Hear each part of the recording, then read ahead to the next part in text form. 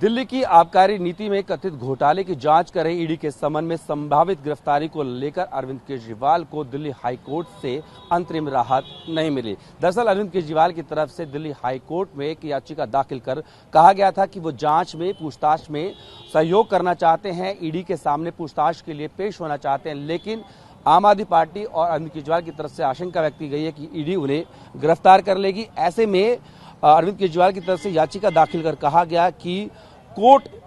ED को निर्देश दे कि उनके खिलाफ कोई कोरेसिव एक्शन ना लिया जाए, यानी कि उनकी गिरफ्तारी ना की जाए। वो पूछताछ के लिए पेश होने के लिए तैयार हैं। याचिका पर सुनवाई करते हुए जस्टिस सुरेश कैत की कोर्ट ने यहां पर इस वक्त अरविंद केजरीवाल को फौरी राहत देने से इनकार कर दिया और कहा कि इस मामले की सुनवाई मुख्य मामले यानी कि वो मामला जिसमें अरविंद केजरीवाल की तरफ से ईडी के सभी समन को चुनौती दी गई है, उस मामले के साथ 22 अप्रैल को होगी। हालांकि सुनवाई के दौरान यहां पर अरविंद केजरीवाल की तरफ से पेश हुए सीनियर एडवोकेट अभिषेक मनु सिंघवी की तरफ से कहा गया कि ये जो समन है ये चुनावी समन है, यानी कि जब जब चुनाव की तारीख पास आती है तब तब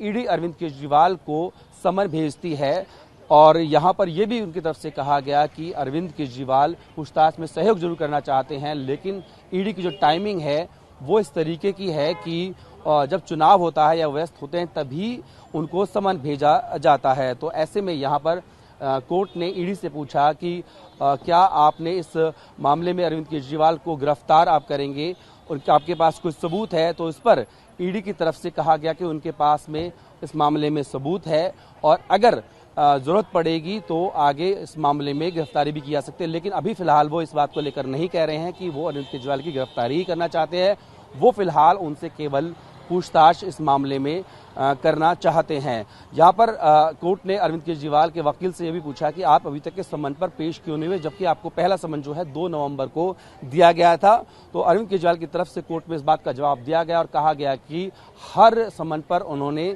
जो है रिप्लाई भेजा था, साथ ही साथ में वो ये जानना चाहते थे कि इस मामले में अरविंद केजरीवाल को किस हैसियत से बुलाया जा रहा है, मसलन क्या उन्हें व्यक्तिगत कैपेसिटी में बुलाया जा रहा है, आम आदमी पार्टी के संयोजक के तौर पर बुलाया जा रहा है या फिर दिल्ली के मुख्यमंत्री के तौर पर। तो यहाँ पर ईडी ने आज साफ कर दिया और कहा कि अरविंद केजरीवाल को यहाँ पर पर्सनल कैपेसिटी यानी कि व्यक्तिगत तौर पर पूछताछ के लिए समन किया गया है। अभिषेक सिंघवी जो है अरविंद केजरीवाल की तरफ से वकील थे, उन्होंने कहा कि अरविंद केजरीवाल को व्यक्तिगत तौर पर यानी कि पर्सनल कैपेसिटी में समन नहीं किया जा सकता, क्योंकि उसमें उनकी कोई भूमिका ही नहीं हो सकती। या तो भूमिका होगी तो आम आदमी पार्टी के संयोजक के तौर पर, या फिर अगर उनसे सवाल करने हैं तो दिल्ली के मुख्यमंत्री के तौर पर, क्योंकि व्यक्तिगत तौर पर उनकी कोई ऐसी भूमिका नहीं हो सकती है। और यहाँ पर ईडी की तरफ से ये भी साफ किया कि अभी तक